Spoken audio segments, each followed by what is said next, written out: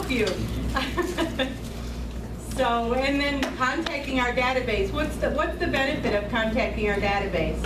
Those touches, I mean, you gotta be in constant contact with them. Constantly in front of them. Absolutely. Right. And the ratios are actually 12 to 1, significantly different versus 1 to 50 when you're meeting complete strangers. So really, really important to stay in front of them. I can tell you from all these years of experience what I didn't do, and it was a mistake, so don't do what I did. Before I came here, that education wasn't out there. It wasn't something that really was brought to the forefront that said, you know, you need to contact your database on a regular basis, stay in contact with them. And the fact that the majority of the people would reuse the agent that they had if they knew where they were. Right, if they could. Duh. Right. Like you said, you even kicked yourself in the butt about that one. Oh, over and over and over and over. And I could totally see how that would happen, you know, a lot. If you don't keep up with it, it really would. It Right. could happen a lot. It could happen a lot. Right. And it has, I'm sure. I mean, yeah. I've sold a lot of properties over the years, and you know, many of them I sold and resold, and then lost contact with them. And so how many more times did they sell, or friends or family that did? Right, in between that you didn't even know about. Right, exactly. And so sometimes they move out of the area and you think, well, you know, that's a lost cause, but it's not really. We have at Keller Williams a unique opportunity to be able to stay in contact people and know that we can get them taken care of no matter where they move. Right. Actually in the world. Right. Pretty unique. Mm-hmm. And so not everybody has that opportunity. So we want to make sure that that is in the forefront of your mind. Well, even if they did move, I mean, a lot of them, you know, it's not like they move with their family and friends. They still have family and friends here. Right, exactly. You know, like if somebody's talking to them over the phone, hey, how's it going? You know, it's like, oh, thinking about moving. It's like, well, here is my realtor. You know, Right. like keeping in touch with them. Exactly. And so regardless of where they live, regardless of how the distance creates a little bit of awkwardness, we can still pull from that database that they have here locally and be able to help them no matter where they're going. So that is unique, I believe, to Keller Williams to be able to have that availability to just go to www.kw.com and look up any city and be able to find somebody that can help them no matter where they're going. And so pretty exciting to be able to have that. So we're going to talk this morning about getting ready to write an offer.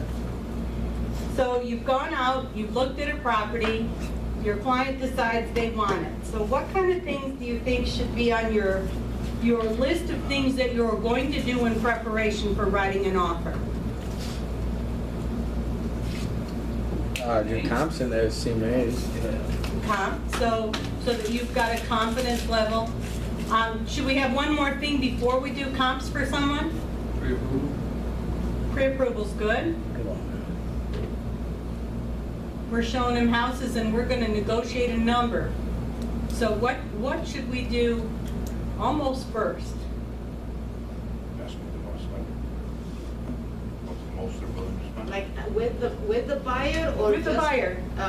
Well, we would have to have an agreement. There we go. Oh. That's what I was looking for.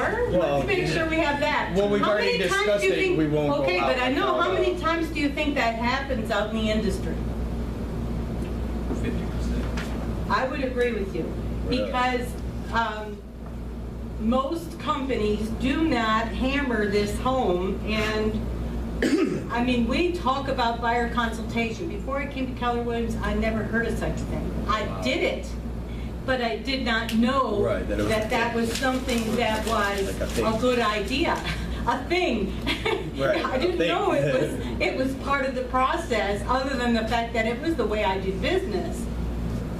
Through development over the years, one of the first things I did with them was I need you, before we even meet, to sit down and figure out what your wants are, what your needs are, and what your hopes and dreams are. Right. So that I could categorize them. You know, what's most important? What's going to make you make a decision?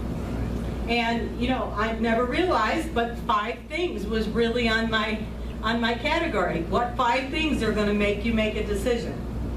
And so I start reading this and I go, oh, 5 things, really? I've been doing that. Haves and wants, or needs and so I was on the right track, just didn't call it a buyer consultation. But I found that when I did do that, and when I was very strict with my clients to make sure they did it for me, I showed a lot less houses. And so that is definitely something that I would encourage you to do. But so many times what happens is when an offer is getting ready to be made, the agent will shove tons of papers in front of a client because now they're anxious to buy, right? Right. And so they're at that point, they're putting in front of them an agency disclosure and an exclusive agency because they know they have to have it. Right, because they haven't done it yet. They haven't done it yet.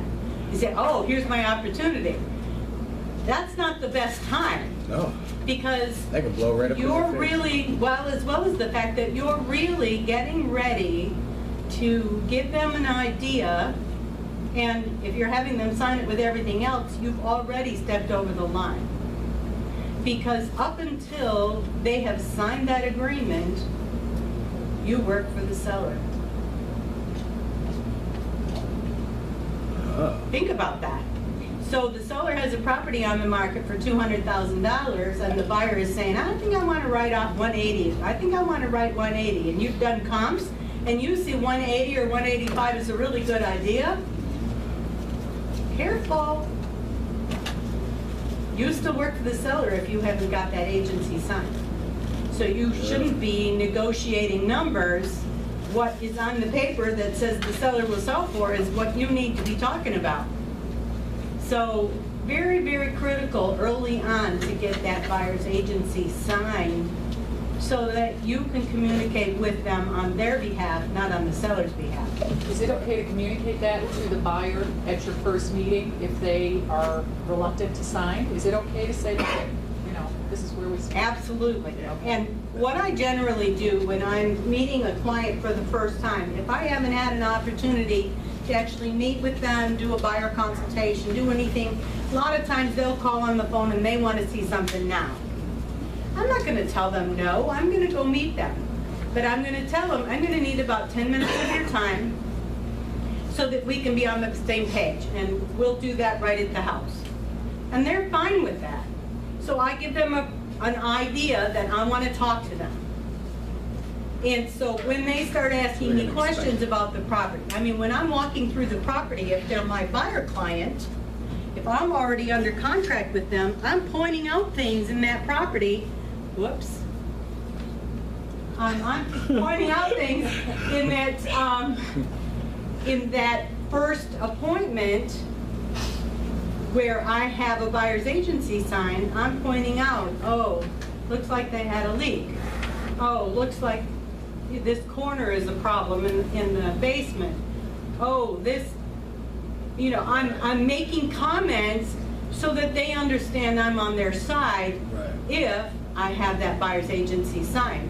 If I'm walking through with a client in the first place, I'm letting them point out and I'm not agreeing or disagreeing. Because I'm not in a position to negotiate from the seller's asking price. How about when you, you know, like you print out the information, the MLS, you know, that's something else that you can print so many different variations of it. I print a buyer flyer. If I don't So it's have them, minimal information. it is as minimal opposed to- information, absolutely. Okay. Confidential And then what I information do, about the property. right, and because a lot of it is confidential information, a lot of it's being drawn from public records. They could go research it, don't get me wrong, but they don't. They expect you to. And they don't know what your responsibility and obligations are, and it's our responsibility to educate them. So it's very, very important for them to understand that who I represent right now is the seller. Here's a flyer for you. It's a buyer flyer. It's a very limited document that says very little. I have a full flyer myself. I have a public records. I pull that and print it. I have our real list. I pull that and print it, which gives me a range of what the property value is based on their comp that they did, and I mean Realist. Realist did a comp and they said, okay, this is the range that it is, and it's right there for you. So you can see how close they are in their listing price versus what Realist thinks it's worth. That Realist is kind of tied to the RPR. So the real estate report that you can run on each property that you do comparative market analysis for, in that report, a lot of that is drawing from the same place. And it's tied to assessments, it's tied to values of things that have been done to the property. But I take that Realist with me, I take the seller's disclosure, lead-based paint with me, so I have a stack of papers versus their flyer. So I've already established, this is the one I hold on to. And so when we go through the property and they show some interest, so would it be valuable for you to have all the information I have access to, or just the buyer flyer? Would you like to make a decision based on that? And they'll say, what do you mean? I say, well, basically right now I work for the seller, so all I can provide for you is a flyer that tells you a little bit of the information. However, I've done some research, and this is the package I could give you if we were in contract. And the reason why that is by default, I'm under contract as a sub-agent to the listing agent who works for the seller. In order for me to be able to negotiate for your best interest, we have to be in contract to change that.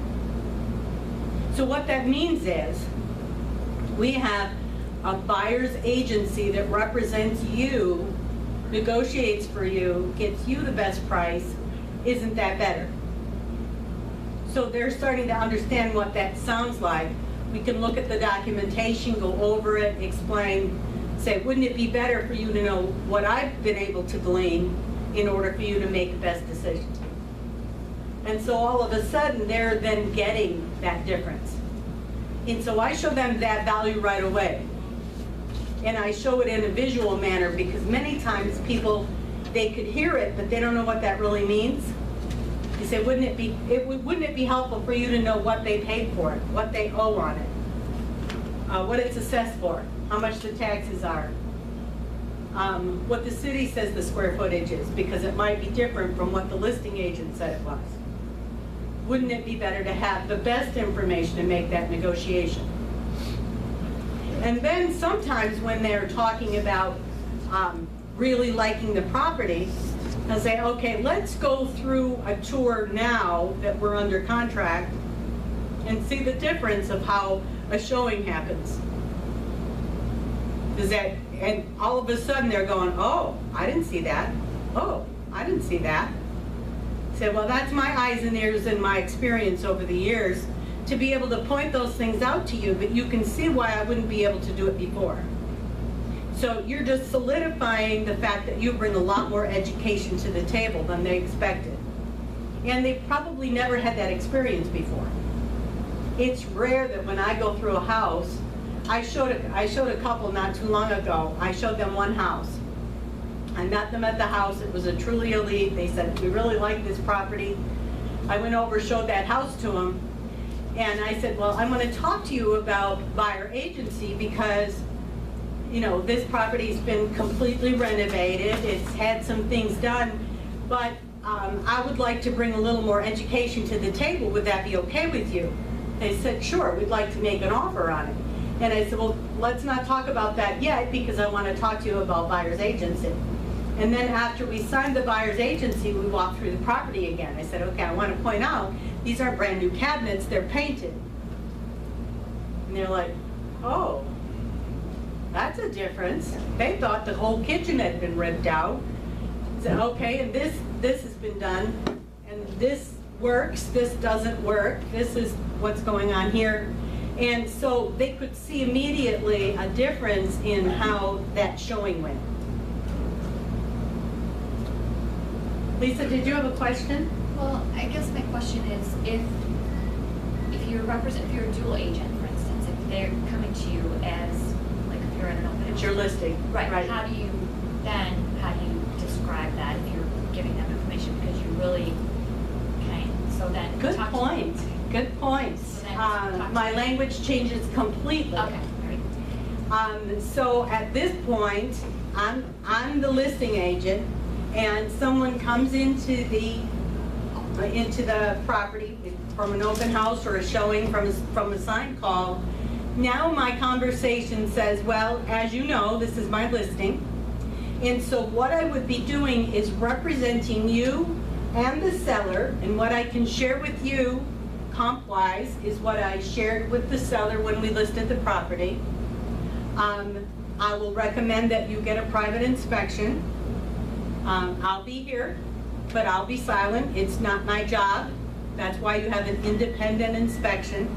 I would literally insist that they have an inspection. I wouldn't let someone who was not being represented say, you know, the comps will show you the value.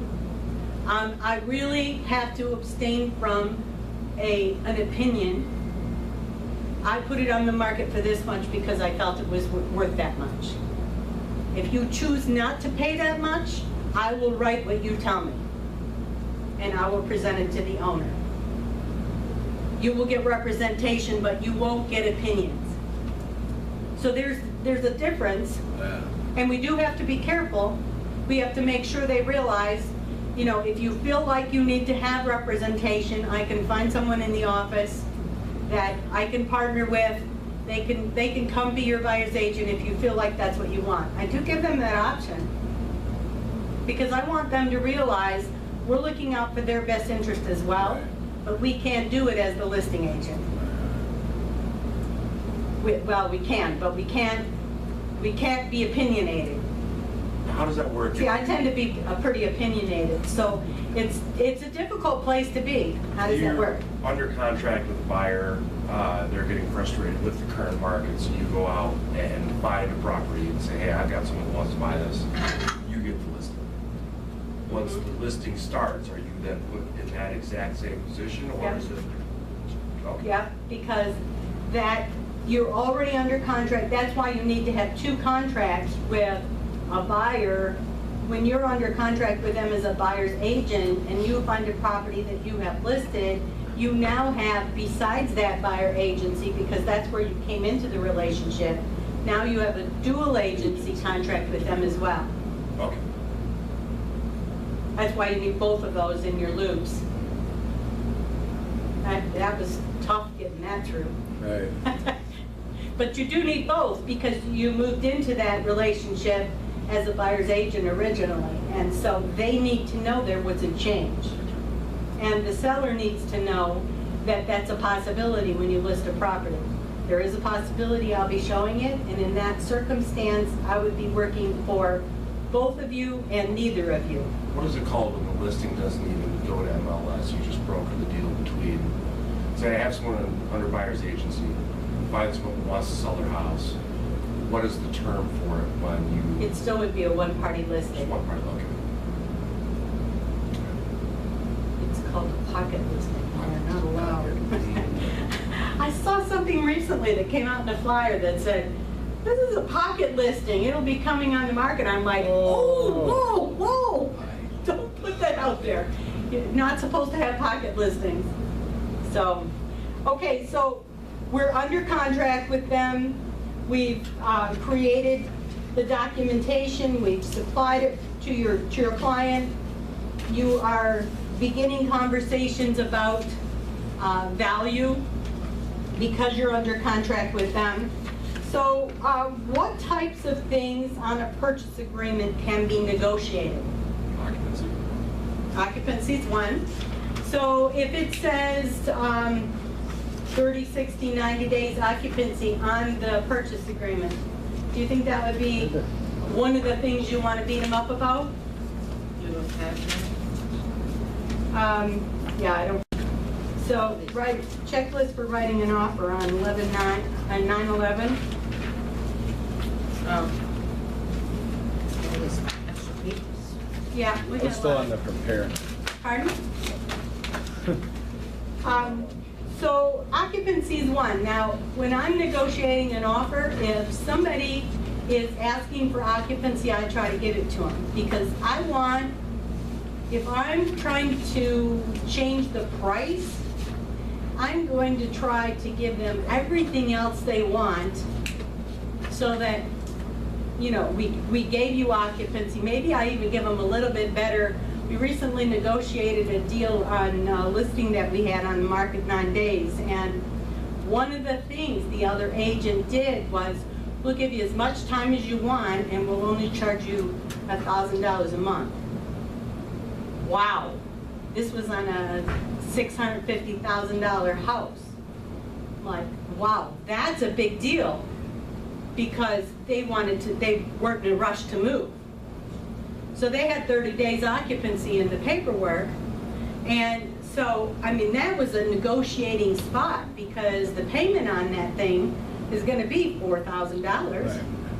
So to be able to stay for $1,000 was an extra $3,000 if you think about it. If they stay and they spend it, they're getting that extra money. So even though they came in lower, you can see how that would be valuable. And so, sometimes negotiating at a lower rate may put you ahead of the crew, even if your price is a little bit less. So I try to always give them the occupancy they're asking for. Seller's disclosure, I like to talk about with my clients long before we're going for a private inspection to make sure they understand what a private inspection is for. So what's your opinion? What's a private inspection for? Structural defects. Structural defects. Now, what are those? Are those things that you could see when you walked through the first time? Sometimes. Sometimes. Okay, so then we're talking to the inspector and we're asking specific questions, how bad it is. Things that are really big item issues. big items. So, yeah. They're usually unseen defects. They're something that a walkthrough, it would not come to your attention. So if we preface our offer with our clients for them to understand, now we're not going in there to talk about redecorating things. We're not talking about redoing the kitchen. We're not talking about tearing out the basement and redoing it because you don't like the way they did it. Right. We're talking about major stuff. I mean, even to the point where there may be an original furnace in a house and the inspector comes and says, well, this is really an old furnace. You knew that. So I'm trying to make sure, number one, my clients understand what that really means. And number two, I'm going to make sure the inspector I'm using uses that same kind of language. So I've used the same inspector for probably the last 25 years, and it makes a difference how it's written, it makes a difference how they talk about it, it makes a difference how it comes across.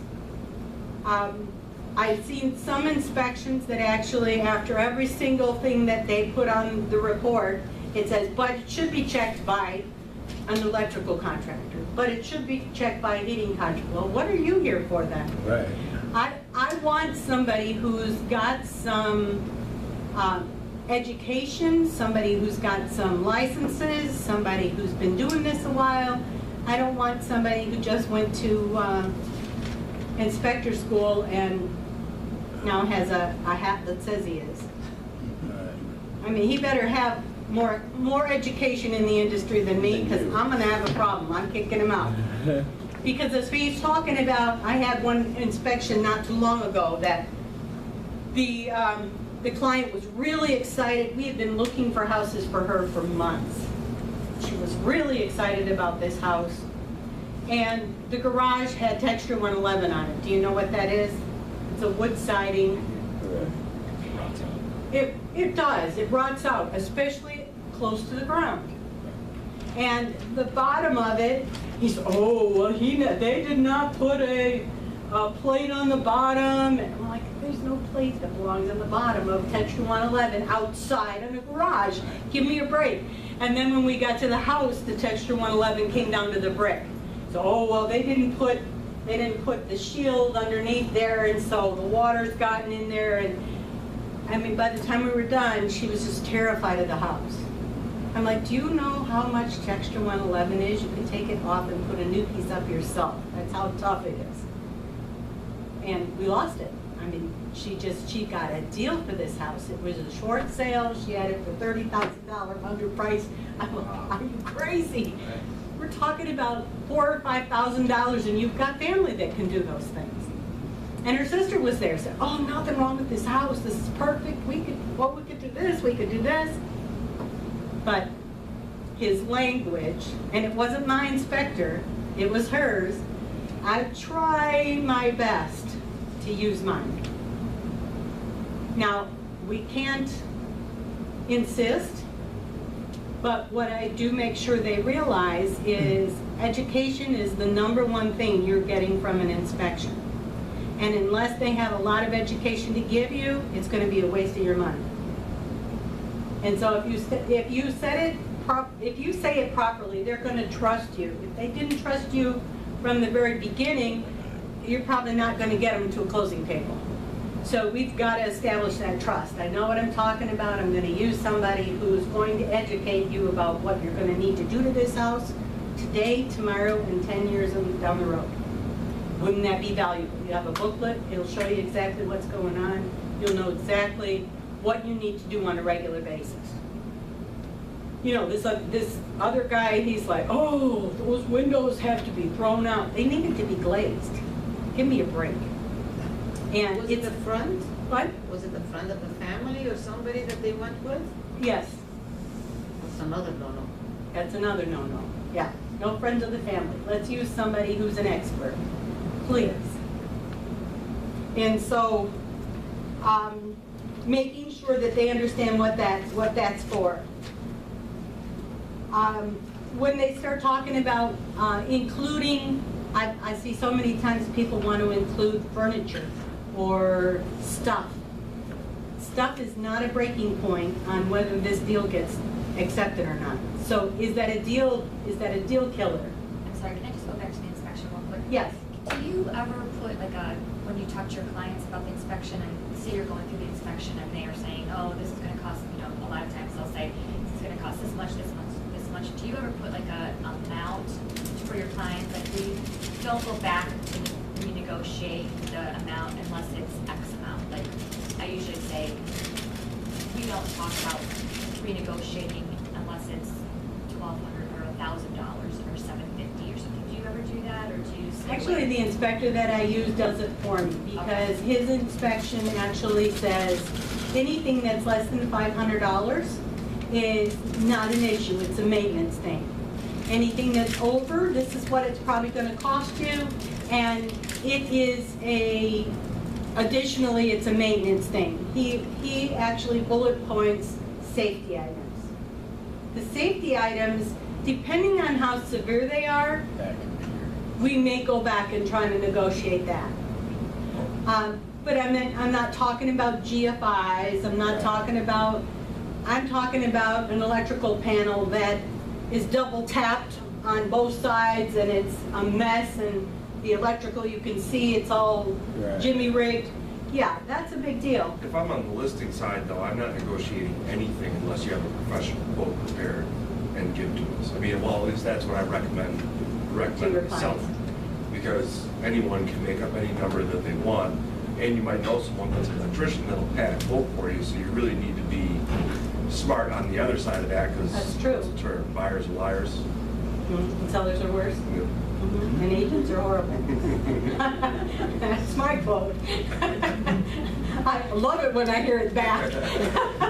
But I agree with you. I had that situation happen last summer with a property I had on the market, and after the inspection went through, I mean, the people gave us full price and terms. They were so excited about the house. But after the private inspection, they came up with $19,000 that they wanted taken off of the purchase price because this inspector had found blah, blah, blah, blah, blah, blah, blah. And I'm like, okay, number one, I know who built the deck. I know it was engineered, you know, and they're coming up with, oh, there aren't enough joists or whatever in the deck, and it cantilever's out too far, and so it needs extra support. I'm like, no. I know what that engineered report looked like because I knew the person who built it. The electrical panel, you know, they say, oh, well, it's got double taps, it's got this, it's got that. And so we negotiated it from 19,000 to 3. Right. Because, you know, I just went through and said, okay, this is not true, this is not true, this is not true. And they said, well, we could get bids. I said, go right ahead. But it better be somebody who's licensed and insured, because if they ruin the price point of my seller's house, you're gonna have a problem. And so it will come down to agent, how you negotiate. That's the one thing that you have to understand with real estate, everything. Did I say everything? Everything is negotiable. And so getting that down to a reasonable number could be done through quotes. I mean, it's always on your client ultimately, but if you could pick, if you are on either side, would you rather have the seller remedy the issues or negotiate the price and allow the buyers to deal with it when they can? Is Most of the there a time- method that works better than the other? Well, I guess that depends. If the seller's in a position and has people to do it, it's gonna cost them a lot less money to do it. But on the other side of that, sometimes sellers will wham bam, thank you ma'am, just to get it done and not do it correctly. So it depends on who you're working with. And so I would be very careful. Very situational. Every situation is different. Back to the same quote, right? So, so then we got negotiated, and when we were all said and done, the person actually worked for Quicken, and 3 days before the closing, we got our appraisal back, and it was $40,000 lower. So do you think there was a little hanky-panky going on there? I'm thinking there was, so the property didn't sell. So earnest money deposit, what do you think about that? Should we just take as little as possible, or should we take a nice chunk of change for people to see how serious our buyers are? You're asking somebody to take their property off the market for an offer. A good amount to give them reason to agree. I mean, otherwise it's like they can just back off if it's like a trivial amount. And How about a promissory note? No. Yeah. Really? You don't think those are worth anything? Not the paper they're written on. Not the paper they're written on. When do you like to take the earnest money deposit? This is a debate between Pete and I. Depends on which side of it. Depends on which side you're on. Okay, so if you're on the seller side, and somebody comes and says, I'm gonna give you your deposit once I have a satisfactory inspection. I'd rather have it as soon as we sign the agreement. couldn't do it when the offer is made? Well, you've got 3 choices on our purchase agreement. I don't like most of them. You do it after inspection, but you were taught by. Okay, let me ask you for your seller. Somebody wants to do a private inspection. They want you to take the property off the market for 10 days, waiting to get a private inspection, and you don't have a deposit. No way. But theoretically, it's gonna be off the market anyway, and you're gonna have to give them the EMD back, so what's the difference? You're taking it off the market. Commitment. I think that's the difference. But So you're thinking if they get the EMD, they're I gonna be think more when committed they actually make an offer and they've got money out of pocket and they've got something at risk, I mean, because literally, they could go their full 10 days and not respond, and that EMD is now belongs to the seller. Right? If they didn't do what they were Yeah, but supposed to chances do, are- But chances chances are the seller's not gonna get it, true. But I just think that people are way more committed if they've written a check. That's my reasoning. And my reasoning contractually is without a check, you don't really have a legitimate offer. That's my argument. If I were going to go into court and I did not have any money that says I was gonna, the security deposit, I mean, if you didn't take a security deposit from a tenant when you took an application, if you didn't take something from them, there's no way you're getting it after the fact. So I just, food for thought. It's certainly, probably all three are legal standing, or we wouldn't even be saying it. But I like to collect a check when I write the offer, so I don't have to run around and try to collect it later. And when we do the private inspection, I mean, it doesn't have to be deposited until you have a legitimate purchase agreement. So if the seller has signed it, it's getting deposited. So do you hold it until the inspection? No, You have to turn it in? I turn it in, and if I don't have a signed PA yet, I put a note on it that says, I'll let you know as soon as I have a signed PA. But I usually collect it when I sit down with them the very first time when I'm writing the offer. I turn it in and put a note on it. Say, I'll let you know if it makes it. If it doesn't, she can give it back to you. I don't want her to put it in the bank until By law, we have a it should deal. be turned in, correct? By law, it has to be turned in from you, and once we have a purchase agreement, it has to be deposited within 48 hours. So I don't want to chase somebody to get one once we have a signed signature. So that's my mindset. So that's what I've always done. I guess you have a third choice.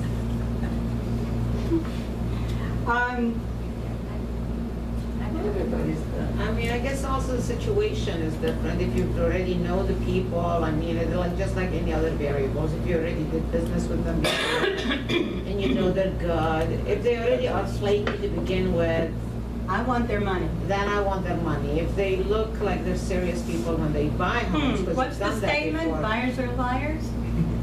I mean, put your money where your mouth is. Do you have a deposit or don't you? Sometimes you're gonna find out right then, they don't have the money right now. I've had that happen. So, well, I'm waiting for my income tax return. Oh, so we can't even make an offer. Good thing to know. Because I don't want egg on my face 10 days down the road when I tried to collect it then, and they were still waiting for their tax return.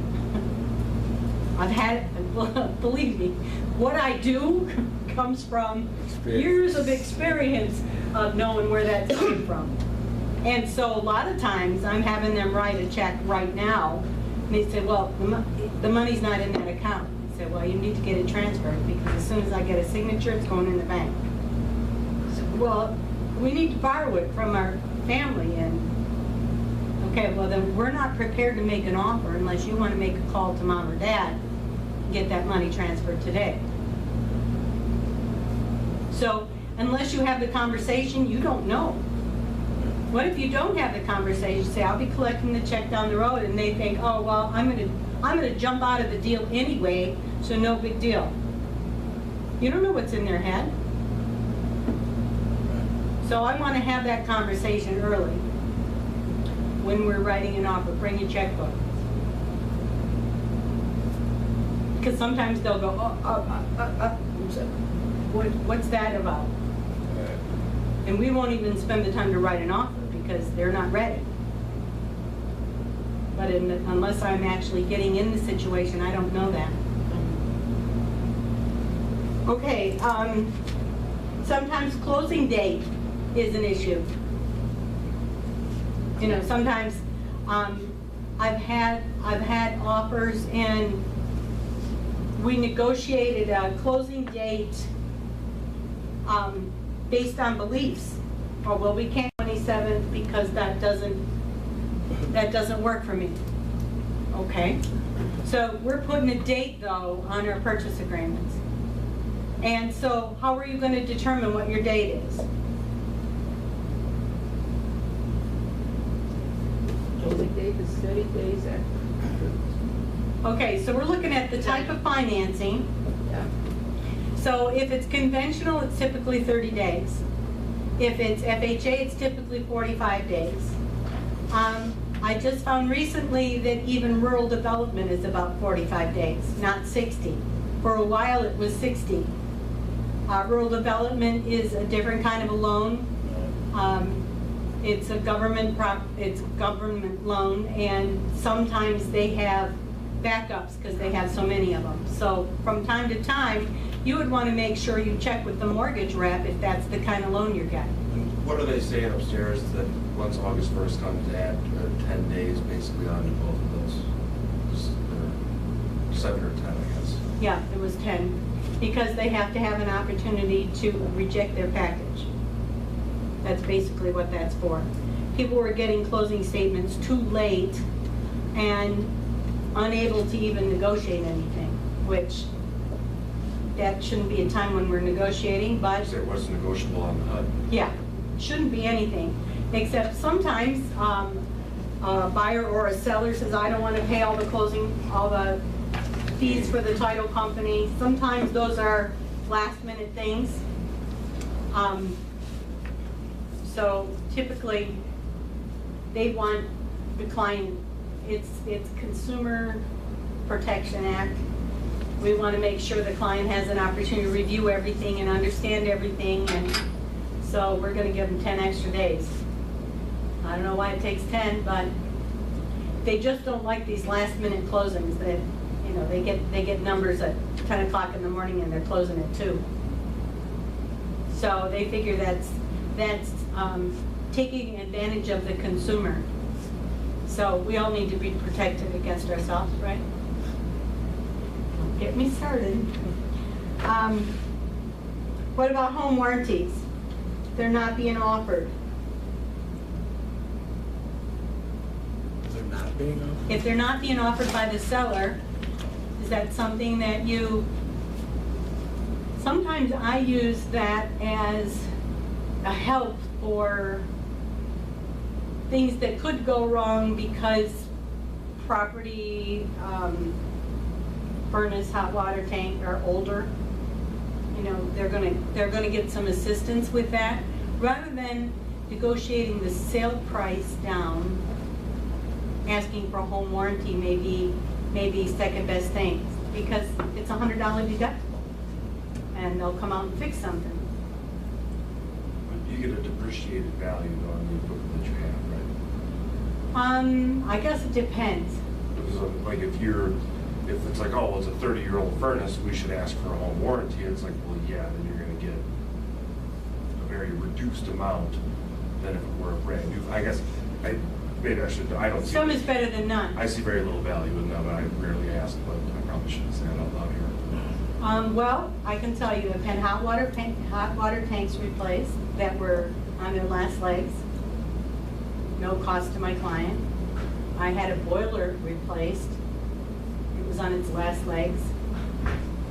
I've had dishwasher replaced, refrigerators replaced, garbage disposals replaced, air conditioning compressor replaced. I bought a Fannie Mae home and it came with a home warranty, a 1-year home warranty, and I had my hot water, my air conditioner, my furnace, my garbage disposal, my sub pump, all of it replaced in my first year. Okay, so, That makes You worth said it. the money's worth there. Yeah. and it was $100 deductible, so it cost $500 to have all of those replaced. I feel if the property warrants a little bit of help, I mean, even to the point where there's a roof leak. You got a roof leak, a roofer comes out, how much is it gonna cost for a roofer to come out without a home warranty Right. and fix something? Lots. I mean, it's a $500 bill, no matter what you look at. They get a ladder off the truck and they're climbing up and they gotta tear off some shingles and they gotta rebuild a corner or something. What's it gonna cost them? 500 bucks. This will cost them 100. So I encourage my clients to have them if the property is more than 10 years old. Because they're just stuff. I almost always put a home warranty on my PAs unless it's a multiple offer situation and I want it to be as clean as possible. Yeah. Then I don't. Do you agree with that? Or? I do agree with that. Okay. If it's a multiple offer situation, all bets are off. I'm giving them everything I can possibly give them if my clients want that property. In that circumstance, if it, again, needs a little bit of help with things, when you're walking around and you see the bathroom, the faucet it was original, the likelihood of that faucet having a problem, a plumbing problem, over the next, if you've got several kids that are gonna be using it and you just got an old couple that lives there, and now all of a sudden 10 people are playing with handles, you're gonna have a problem. So I encourage them at that point to buy that outside. And many times, if they're strapped for cash, I buy it for them. It's a nice closing gift. It is a nice closing I really gift. appreciate that. Yeah. It's probably not completely deductible. No, Yeah, because but- only 25 is deductible. Well, 25 is deductible if it's not a branding issue. So I buy Cutco knives that are branded with Keller Williams and my name and phone number on them. And so I can give them as big a gift as I want because that's called advertising. He's like, oh. Well, I'm just going off what they told us in, Exactly. in Well, and that's school, true. but he did That's tell us true. there is ways around it, but he wouldn't discuss That it would in be class. what that is. He So did you tell would us come that. in my office and I have branded Cutco knives that, have a red handle, kind of cool. And, my clients, some of them are kind of taken back by it. They're like, you're giving me a knife.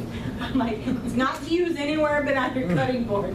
But what it does do, though, is it gives repeat business because Cutco will go out and sharpen all the knives in your drawers if you have a knife, and they ask for referrals for you as a realtor.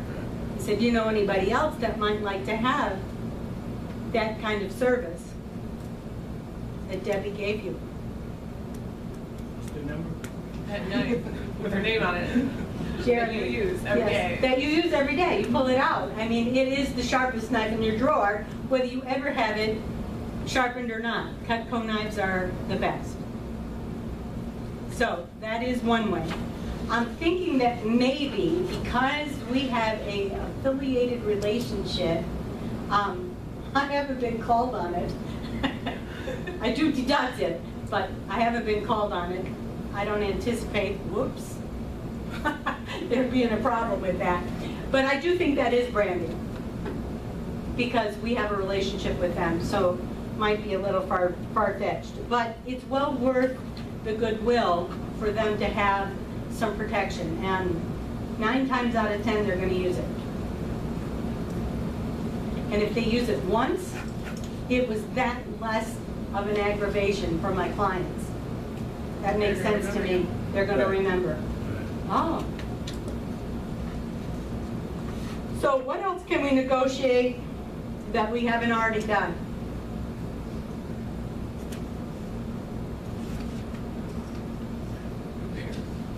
Pardon? Repairs. Well, we kind of touched on that. Proration of taxes could be waived.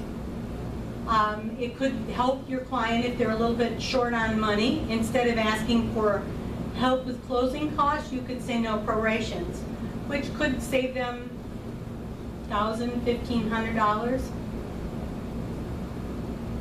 Because when they do their HUD, you're doing sale price plus prorations plus closing costs minus the EMD, minus the mortgage, this is what you bring to the closing table. So if you're not adding proration of taxes, that could save your client some money.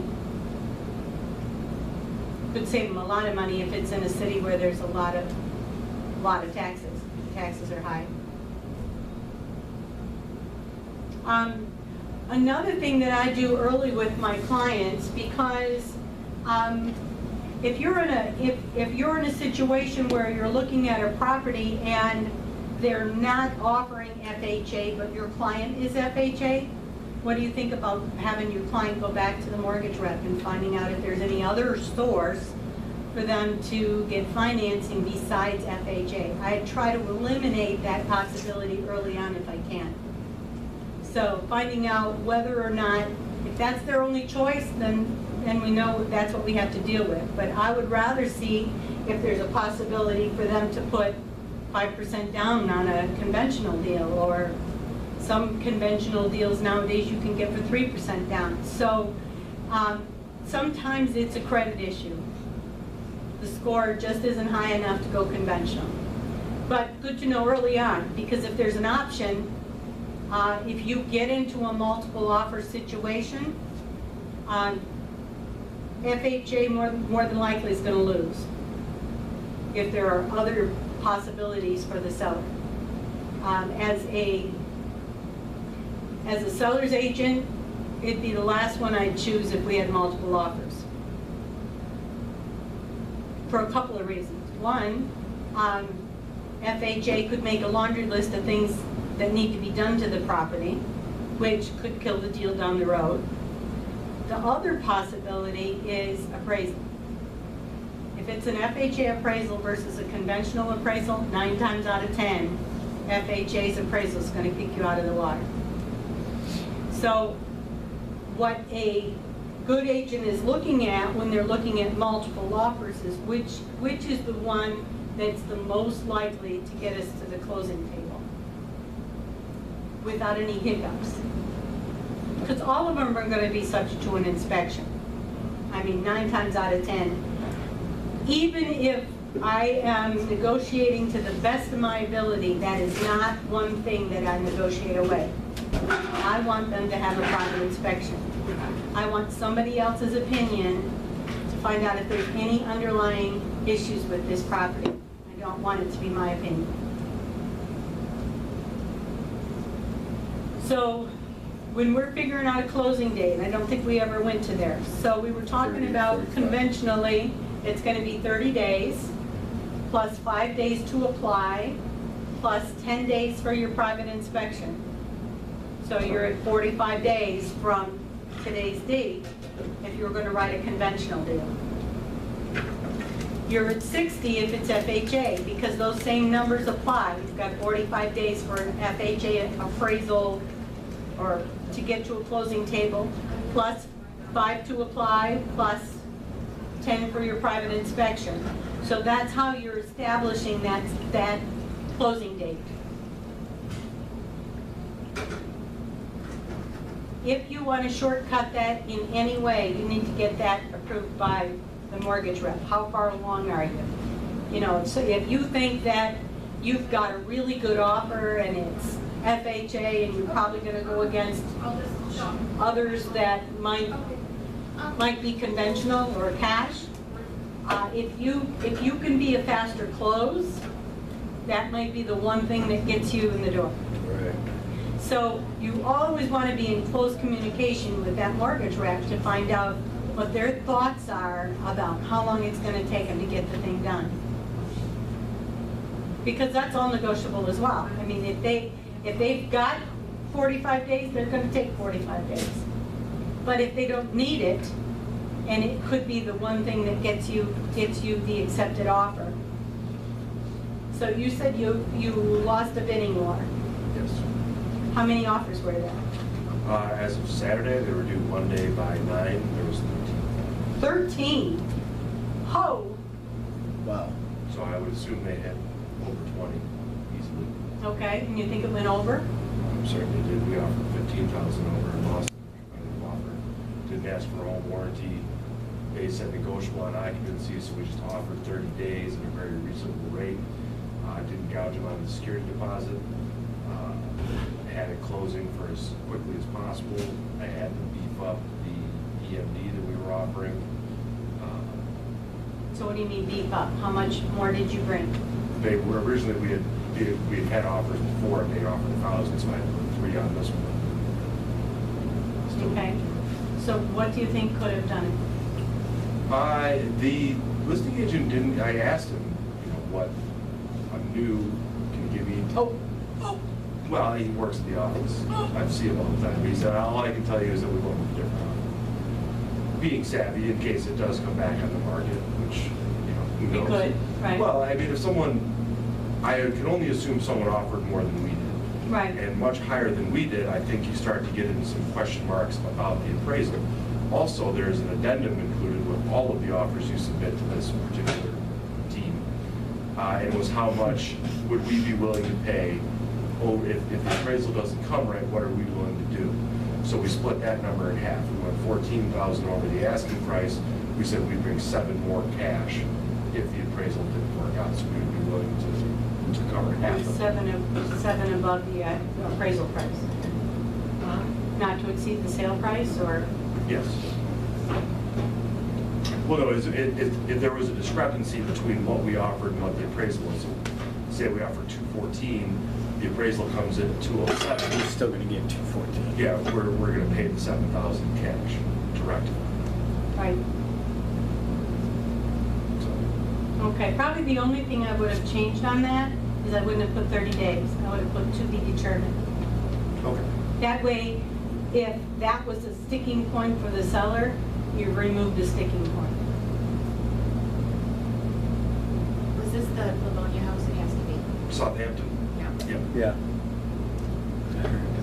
Oh, everybody knows about Yeah, that. it was like, it was multiple offers the same day it went on the It market. went on the market, yeah. It was crazy. Yeah, we saw it at 3 o'clock and there was 7 business cards on the countertop. I couldn't believe I mean, it. it was 199, 1,500 square foot ranch at 6 in Levan. It was, Yeah, it was, Wow, yeah, it was nice. it was a nice property as well. Oh, yeah. we did a couple little things, but I mean, for that money, it was, for what's out there, it was the best thing going. So I think somebody just absolutely destroyed the asking price is my suspicion on it. But maybe, I don't know, I'm sure it was a cash offer. Or it was cash, Yeah. right? Cash and we'll close in 10 days. That's tough to beat.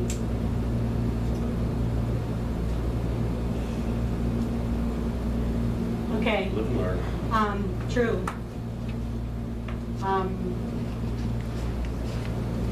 So any other multiple offer situations that anybody's been in that? All the time, I have a buyer right now that it's all they're in. They're no-buy buyers, and they've had, every house we look at is a multiple offer situation, and it's so frustrating. I showed them a house last night. They have 18 offers, or 18 showings today. Went on the market yesterday. So I talked to John Goodman last night at 10:30, and he's like, "Oh, we have 18 showings today." So I know we have multiple offers. So they are so frustrated, and I don't know. Are they understanding what they have to do and willing to do it? Well, I told him, I said, "Do you realize that every house we look at from now on, you're the same people that are offering are now going to the same houses that we're looking at, and more so, because not only the same people that are Yeah, but now outbid, more are out now there. we're adding more to the mix, and yeah, it's, Would they be open to seeing like a tier 2 or tier 3 and talk about a 2 or 3K type, or they want to move in right? Okay, of course. and they want to be, they're crazy, big, and big yard, now they want everything from in the kitchens. You want it all, yeah. I think kitchen. Most buyers do. Yeah. Okay, so, all right, so we're going to talk about, so tell me what you turn in with your offer. Make sure we're getting all the proper documentation. Copy of the EMD. Copy of the EMD. What if you didn't collect one? your offer is, could it be, If your purchase agreement says you're gonna collect it after a private inspection, right? Okay. well, I still, if I'm doing it post-inspection, I still have them scan and save it as a PDF and send it to me so I can show them that they're. You can't show it if you didn't collect it. Okay. Good to know. Yeah. If you don't physically have it in your hand, because if something goes hinky along the way and you don't have it, we're taking it out of your hide. It's almost borderline fraud. Yes, it is, because you're giving the impression That you have have a check. funds. If you give the impression you have a check, you better have it. But then I can't have that on my person, so the check goes from them to me to the desk upstairs. Right, with a note on it that says, this doesn't need to be deposited until our inspection's satisfied. That way they know, they need to know what the rules of the game are. They're not, in most cases, they're not realtors. So you've got to give them instructions as to when that check goes in the bank. So if you collected it, you can make a copy of it. So if it says to be collected after satisfactory inspection, Then you don't need a copy of it, do you? I think our PA says to be deposited, though. Collection is not language on the purchase agreement. Doesn't matter. If you didn't collect it, you can't show a copy of it. I think that's where people get confused with 3 options as well. Because people say, oh, well, you know, I don't need to collect it, I don't need to have it, I don't need to turn it in. What's going on? So I would rather have it very cut and dry. Collect it when you write the offer, turn it in immediately, and put a note on it that says when they have to deposit it. And then follow through and make sure you let them know. I got a signed purchase agreement at 2 o'clock this afternoon, go ahead and deposit it. And the check's gotta be good. would you waive appraisal contingency if you were representing the buyer? I hate waiving appraisals. I hate encouraging, see, I think that's coming back to bite us sometime down the road. Because if I'm encouraging my client to pay more than the appraised value of the property, I don't think that's good business sense. So now, down the road, they've paid $15,000 more than they should have for the property. I'm probably gonna want something in writing that says it was against my Best suggestion. And that'll accelerate the market, because that's a comp, right? Well, it does, except that if down the road, we have a dip, and they need to sell, I'm saying and that they as a pay, negative. yeah, Now they're gonna be and they pay negative. $15,000 more than Another an appraisal, are they gonna be able to get it back? It's gonna hurt them. So I'm not really in favor of it. 2 weeks ago, because the listing agent sent me this form for us to fill out and waive it. So my buyer didn't want to do that. I don't blame They love them. the house. Love the house, yeah. But I think there's a possibility that's gonna come back to bite us if we have another dip in the market. What if we have another wave of foreclosures or short sales or any of that? Anybody that paid more than the appraised value is gonna be in trouble. I don't know, I think we have a certain amount of responsibility that we have to be careful what we encourage our clients to do. I know that that's the kind of market that we're in, and if they've got money to burn, go for it. Yeah, it was a multiple offer situation. Well, and it's all up to the client at that point. Say, you know, the bank is going to appraise the property. You have extra money to bring to the closing table if it doesn't appraise. What are our options at that point? And I talk all the way through that because it could become an issue. Say, are you going to be willing to bring more money to the closing table if it doesn't appraise? So I'm sure I'm going to lose a lot of properties from that mindset, but I sleep at night. So.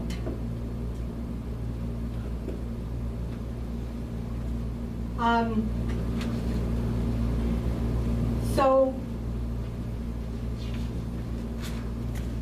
let's see.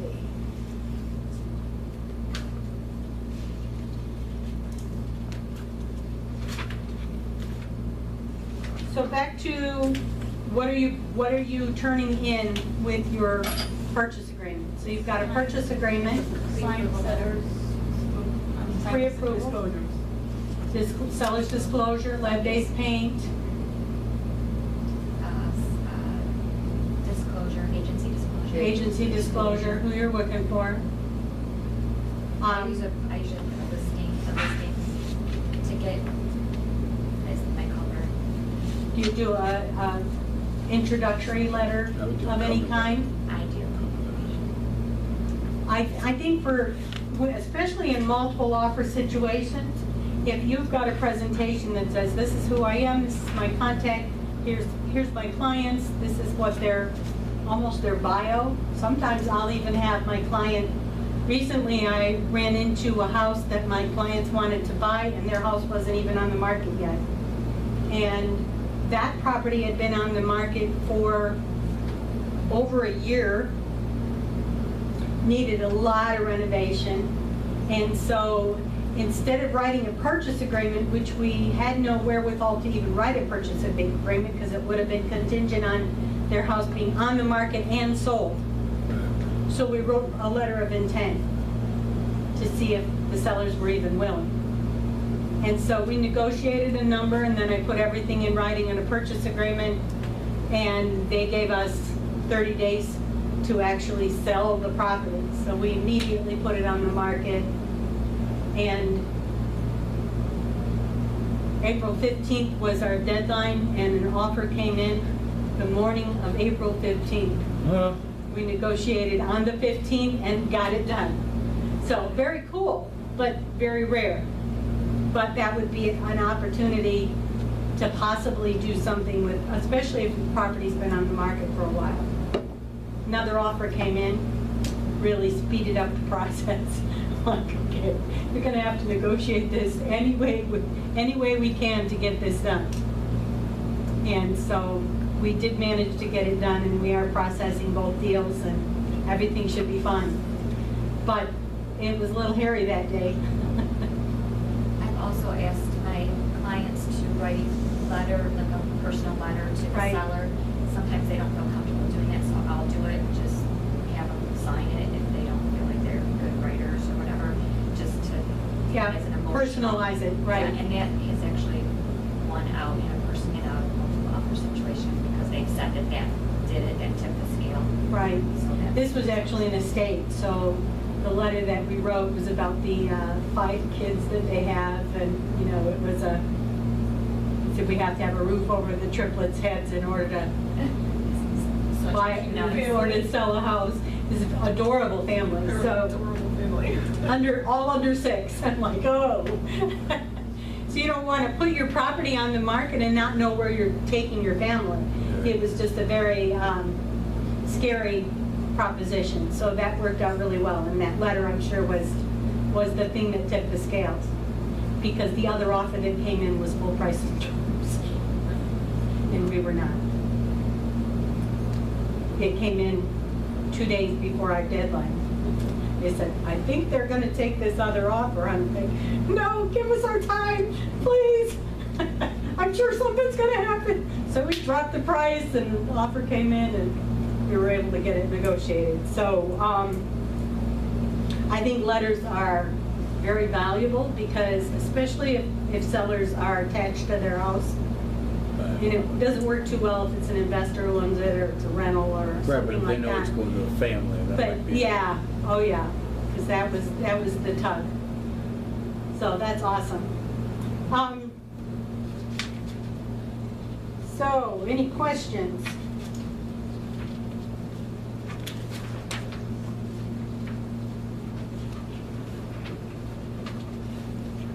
Can you just list off everything? I mean, I think I know with everything that goes in with an offer. Just- Okay.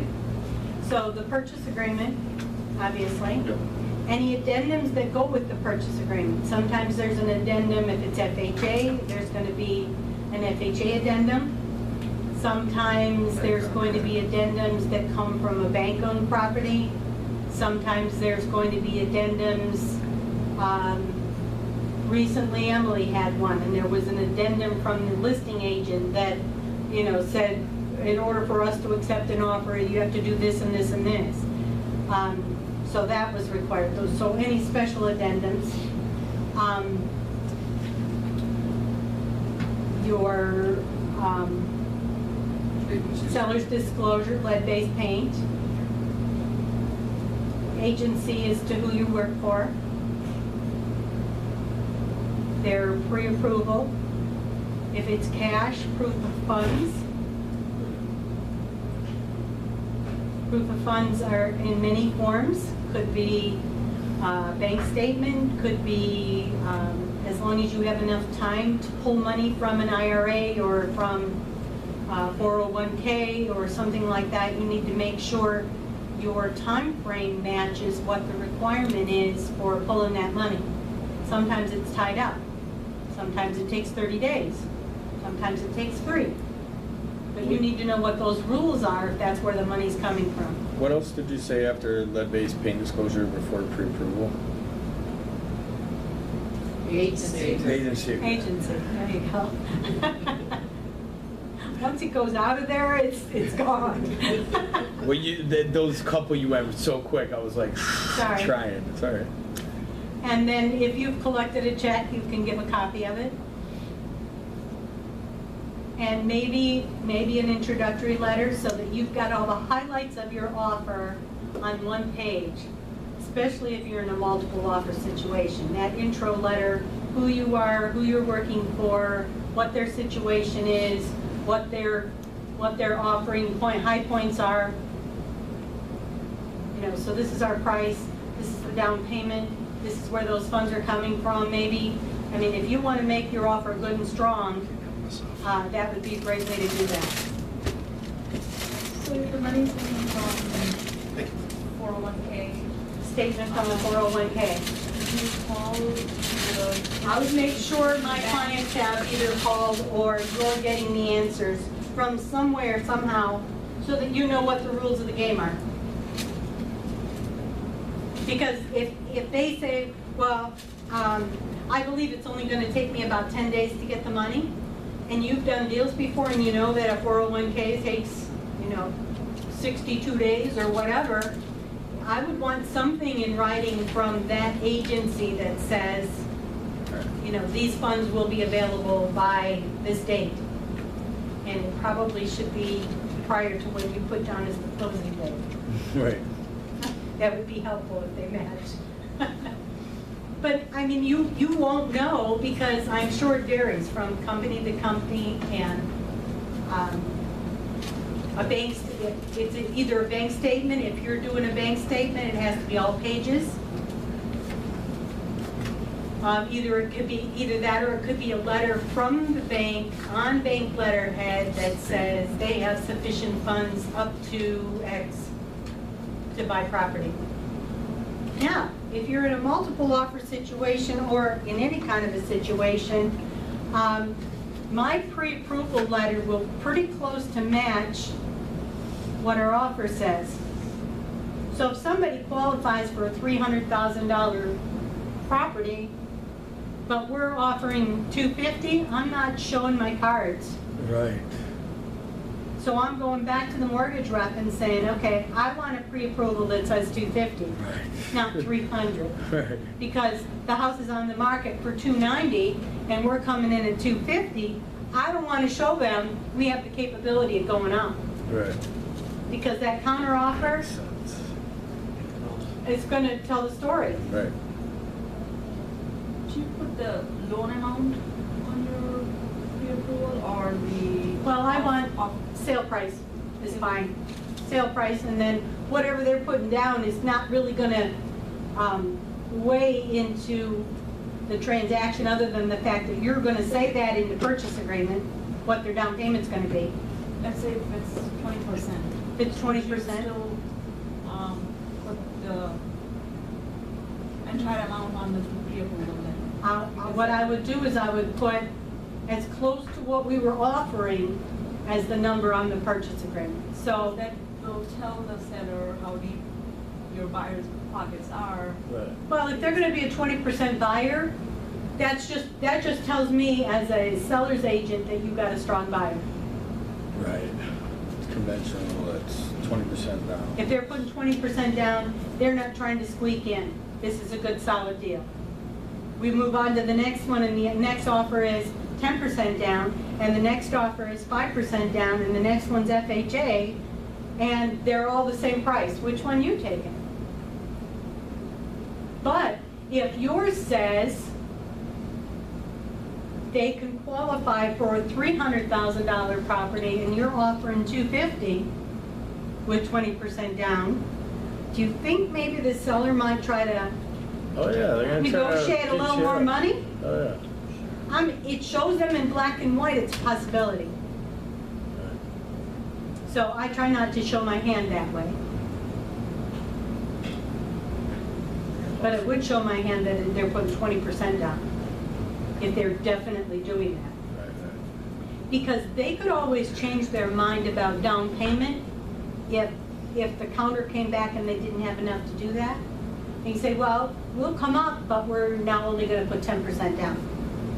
That's all part of negotiation. But what you don't wanna do is negotiate it after the fact. Because if for some reason they didn't qualify then for the lower amount down, you could be in trouble with the closing table.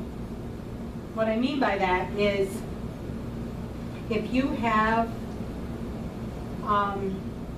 if you say we're gonna put 20% down and something changed in their financing and they couldn't put 20% down and they tried to go 10% down and they didn't get qualified, they're in conflict with the purchase agreement.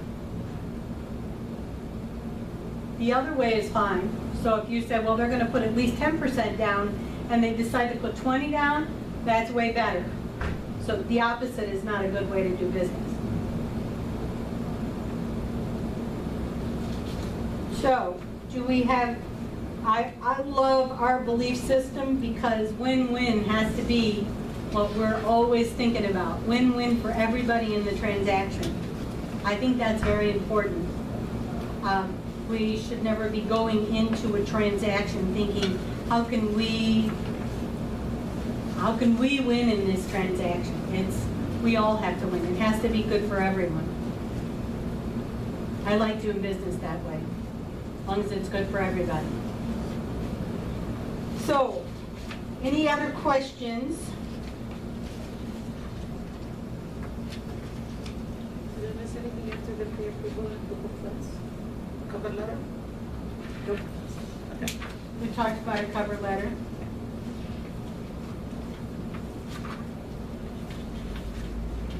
I don't think we missed anything. There's some scripts in here in order for you to help with your negotiations. So if the buyer goes through the property and they go through private inspection and they come up with a laundry list,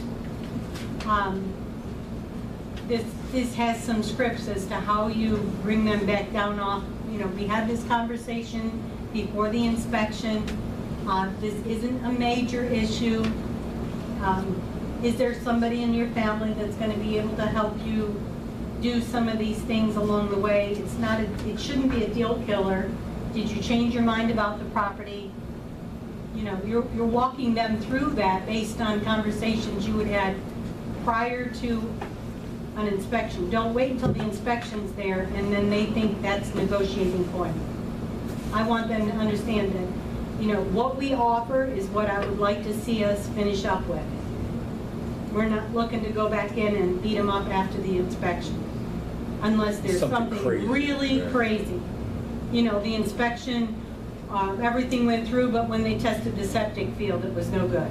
Okay, that's a big deal. That wasn't something you could see going in. Or the well had a problem. You couldn't see that. That was an unseen defect that would have changed the situation. So there's some scripts in there for you to be able to help. How would you handle a buyer who says, I want to offer a lot less money from an asking price of a multiple offer situation? How are you going to handle that? I'd say, what if this was your home that you lived in? I wouldn't actually say that, it's just, I can't go something against that. Yeah, something to that effect. Would you find this offensive, basically? I would say, how bad would you want the house? Right. Do you want this house? You want this house? Do you want it or don't you? What number are we on, sorry? We're at the tail end of number 9. Yes. Okay. And I do mean tail end. Like the last 10 minutes. Okay, so what about dealing with a different an agent? Because there's a dynamic there as well, right? So when you're calling them or when you're sending over a purchase agreement, are you checking to make sure they got it? Yeah.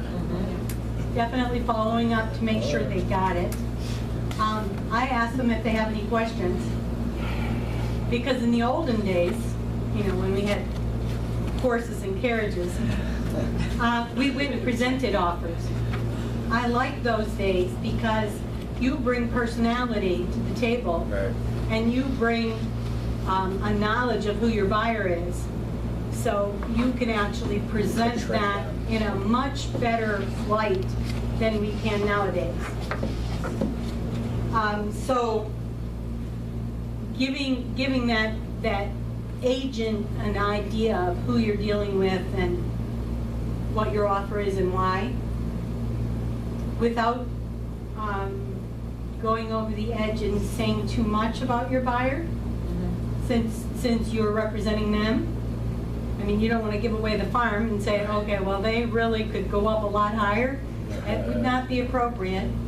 So, but you could say something like, do you have multiple offers? And if they say yes, and say, well, my clients love this property. People can read between lines that you didn't say. So get really good at painting a picture without giving away the farm. But I usually have a conversation with that agent. Part of the way that I determine which offer I take is the agent that I'm going to have to deal with. If you've got somebody that's extremely difficult, never returns phone calls, right, Stephanie? Oh, man. If you've got somebody who is impossible to deal with, and you have an offer that's very close, you might choose, I've spoken to all these agents, so your client's looking for what your opinion is if it's your seller. What do you think? Well, here's what I know, is this agent, and I looked their license up, so I know how old they are in the business. So this agent's new. I had to chase after him for half of the documentation. They couldn't give me answers about their mortgage, so I called the mortgage rep. So with all the follow-up I had to do with them, that $1,000 difference or $2,000 difference may not be worth your while, because we may not get to a closing table. And they're going to listen to you if they trust you and they see that you're looking out for their best interest. So it's not always about the price. Think about who you're going to have to work with. Isn't it up to the seller to? Well, the seller's going to decide ultimately which offer you take, yes. But they're going to take your feedback, and if they're smart, they'll listen. I've taken lower offers, or the sellers have taken lower offers based on the fact that, the agent that we had the other offer from is just a Looney Tune. not all agents are created equal, like Pete says. Some of them are really low bar, very low bar. So any other questions about writing an offer? And the paperwork that goes with. Everybody clear on that? And you all know how to get into dot loop? Okay, you all know how to write an offer in dot loop?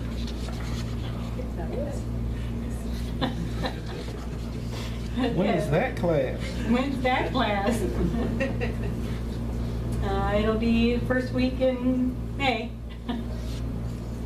So, I think that's a wrap, guys.